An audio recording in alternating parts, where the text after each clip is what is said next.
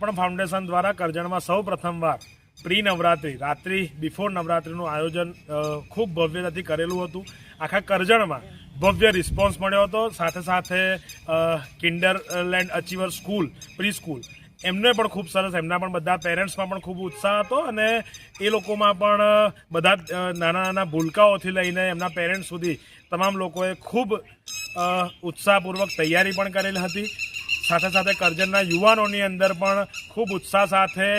2000 જેટલા પાસનું વિતરણ પણ કરજણમાં થયેલ છે ગઈકાલ રાત સુધીમાં। પરંતુ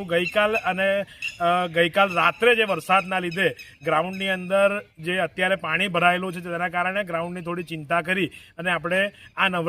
રાત્રિ બિફોર નવરાત્રી જે કરજણની ઈચ્છા હતી, કરજણને એક નવી ઇવેન્ટ અને નવી ઓળખ આપવા જઈ રહી હતી, તે હવે આપણે શરદ પૂર્ણિમાએ એટલે કે નવરાત્રી પછી આપણે શરદ પૂર્ણિમાએ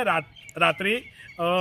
પોસ્ટ નવરાત્રી આપણે કરવા જઈ રહ્યા છે। તો તમામને નમ્ર વિનંતી, તમામ સ્પોન્સર્સ, તમામ કરજણના યુવાનો, આપણા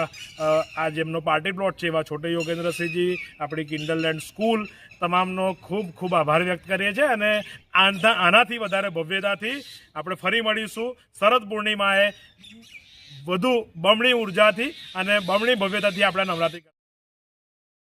આની માટે આજે જે ઉત્સાહ અને એની અંદર બધાનો જે ઉત્સાહ હતો અને એની અંદર કુદરતી પરિબળોના કારણે આપણે જે પોસ્ટપોન કરી રહ્યા છે એમાં આપ તમામને જે થોડી ઇનકન્વિનિયન્સ થઈ છે એ માટે હું તમામનો હૃદયથી